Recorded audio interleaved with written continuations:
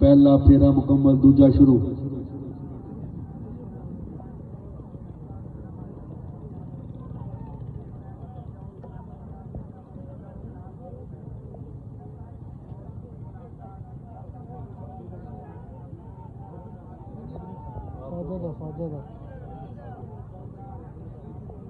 बढ़ गया फिर मसला हो गया पैर का।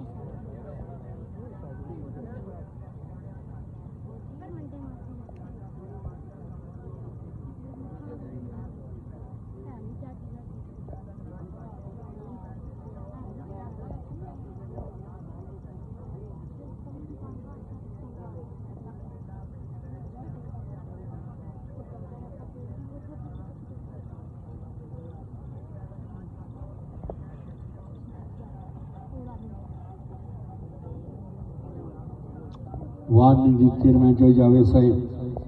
दो फेरे मुकम्मल, तीजा शुरू।